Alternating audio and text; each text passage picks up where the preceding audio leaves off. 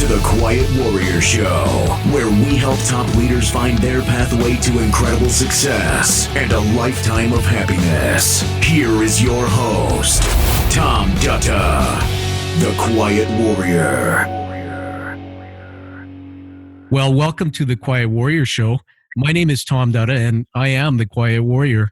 And I'm very excited today to have on our show Dr. Salvador Ferreras. Dr. Ferreras, welcome to the show. Thank you. Happy to be here. Yeah, no, it's great to talk to you. I've known about you, and we've become friends. And I love having successful or top leaders like you on my show because there's always a story behind that. And so, why don't we start off just finding out a bit about you? Now, you're the Provo and Vice President Academic at Kwantlen Polytechnic University. But tell us more about yourself and what you do. Okay, well, thank you. Thanks for the opportunity, and thanks for having me on as a guest. I am, the Provo, and for those people that aren't familiar with that particular term, it's the equivalent of the Chief Academic Officer. I look after all the academic activities at the university, and am involved in a number of policy discussions with government and with the post-secondary sector throughout. I come to this position via I've been in the university, I guess, environment from the time I graduated back in 1978, if you can believe it, and have been hooked on it ever since. Involved in how to bring people along to realize their aspirations, whatever that may be, and the wide gamut that is the workforce of today. I also come to it sort of circuitously because I began my career as a percussionist, as a musician, and I still do that. So I try to maintain that level of activity, although somewhat more reduced, but have been blessed with unbelievable opportunities that have brought me to this position in perhaps the most comprehensive training that I could ever have hoped for. Well, that's amazing. Well, first of all, congratulations on all the success in your career, Sal. And so let's get into your story now. The people that come on the show, we always joke and say they don't have egos. Top leaders sometimes, have egos, and they don't want to talk about their true stories or the real story behind their journey from, back when towards, the success they've had in the career. And so I want you to take us back as far as you can go. I know a bit about your story, how it all started. And, we want to hear the challenges and the pitfalls along the way to this great success you've had. Well, I don't know how far back you want to go, but it always starts with your parents. Yeah, let's go there. Yeah, it's, my parents were both lovers of music. I grew up in San Juan, Puerto Rico for some years, and then we lived in Chicago as a child and in Detroit. And later I went to high school in Venezuela, where my father was a freelance business consultant. And then came from there, from Venezuela to Canada. In this journey, my parents, as I said, as music lovers, their love was Latin American music, and in the case of my mom, the love was classical music as well. So I did have an inkling of what that was all about, and I developed a passion for it much later.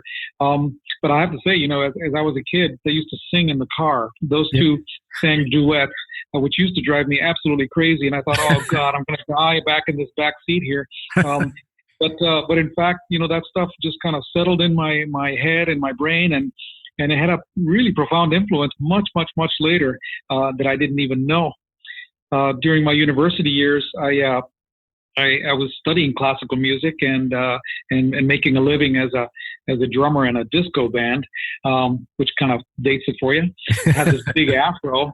People wouldn't recognize me right now if they looked at a picture of what I looked like then. Sal, the same guy. Sal, I'm just starting to laugh here. I've seen the picture of that afro, and so if we could ever get it on the visual for the show, I think people would love it. It's a piece of work, that thing was.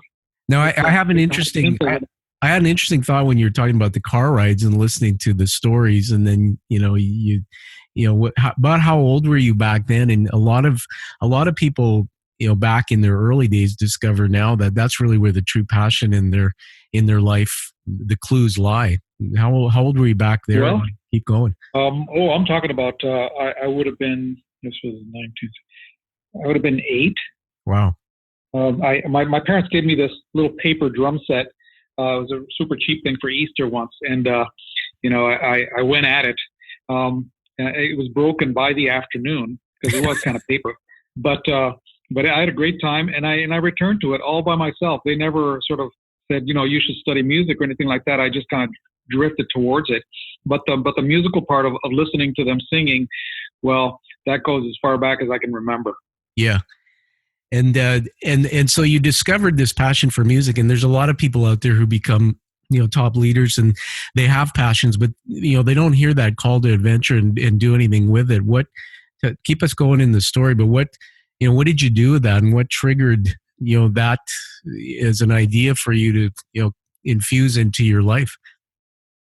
Well, I just as I got better and better at playing, people began to kids in my neighborhood, I should say, came to me for sort of some guidance as to what they should do with their playing or their music or what kind of things. They knew that I was into a whole bunch of different kinds of music, and I knew a fair bit about it, even though it was all self-taught. And actually, the leadership thing, unbeknownst to me, began when I was like, I don't know, 14. Wow. And all during my my high school years, I was just a regular schmuck like everybody else, but I did have I played a leadership role, even though I wasn't like on student council or anything like that. I did sort of move certain cultural activities forward in my in my domain, and then once I started university, it just kind of it moved to another stage where I was staging concerts and putting on some activities, just because I somehow knew how to organize it. I knew how to organize musicians, and I just basically transferred those skills. And I can't tell you how many times that repeated itself.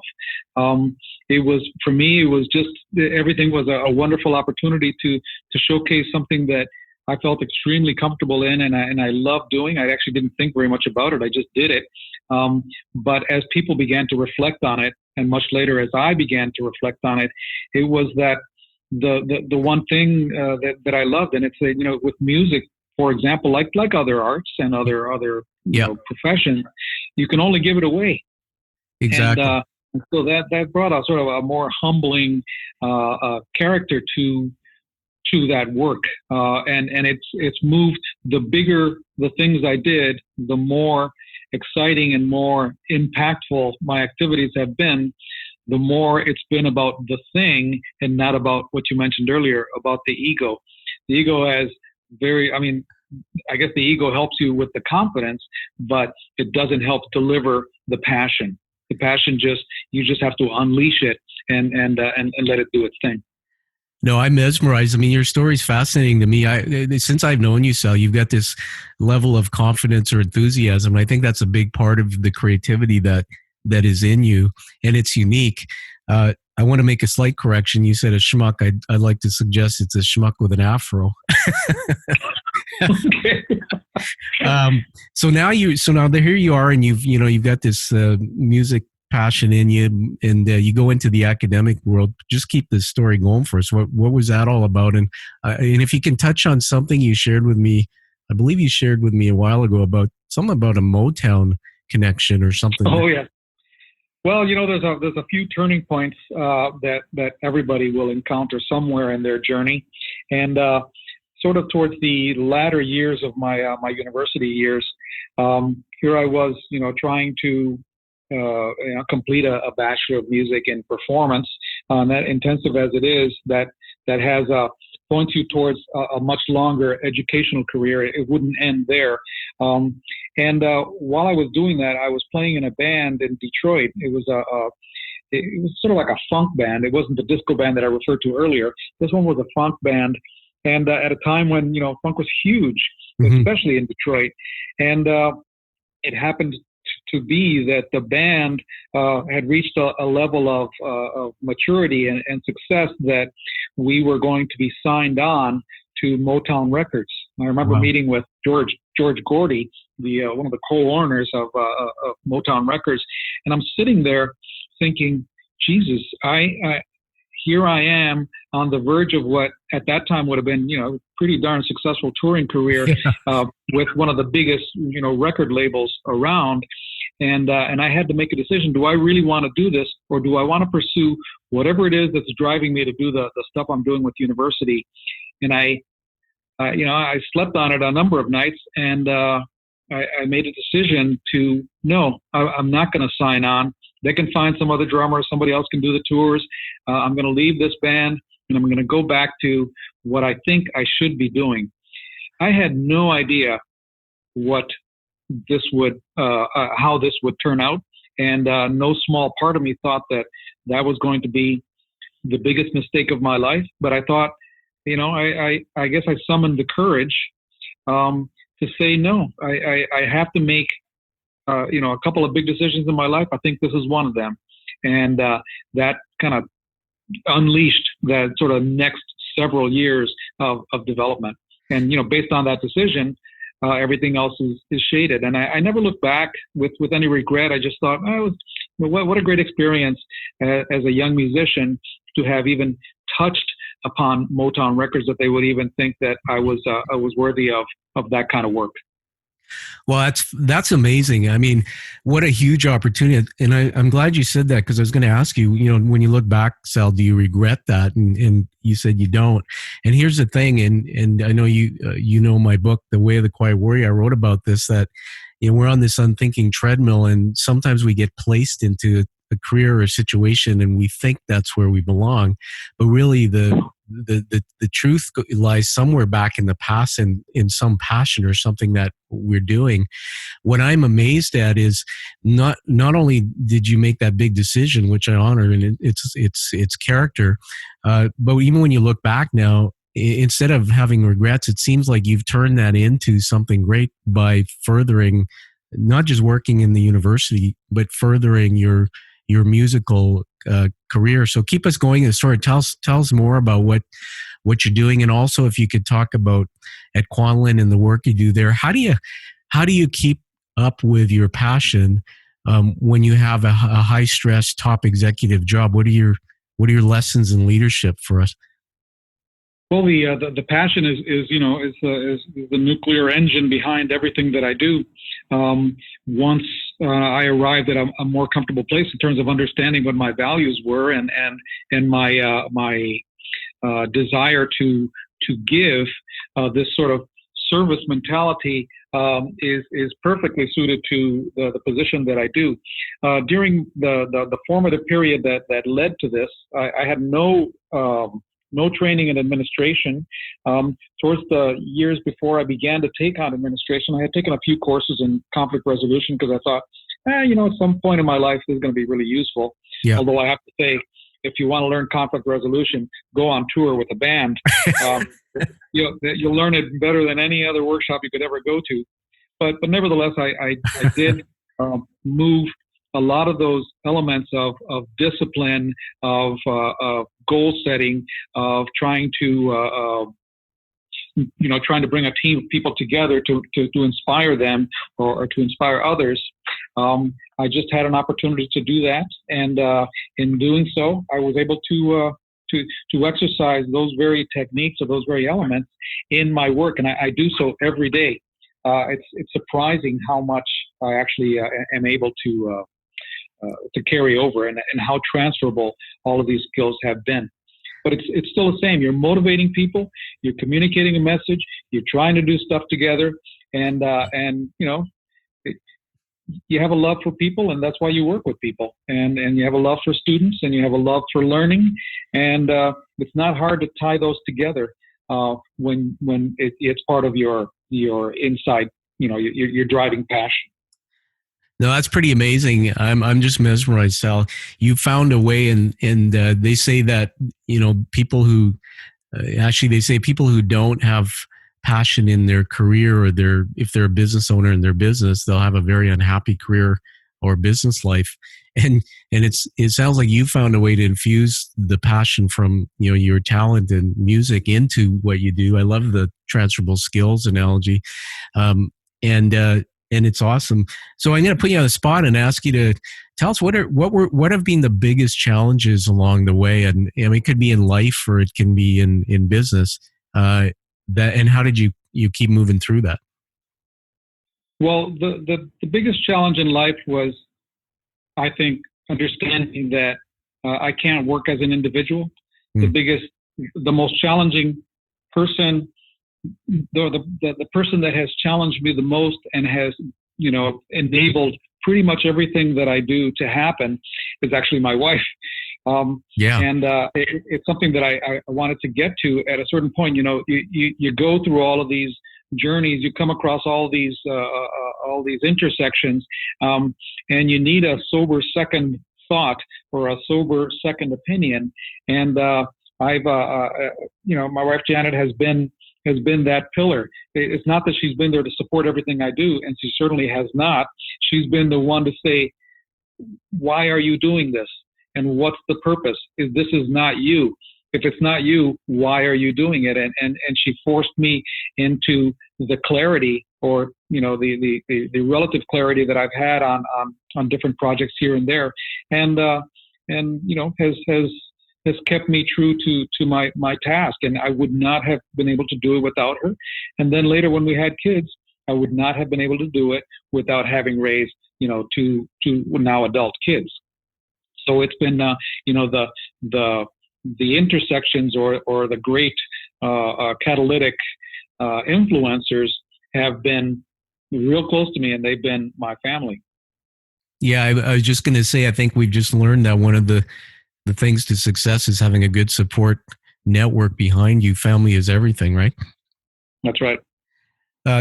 Just a couple more questions for you, and then I want to move to letting you have the last word, Sal.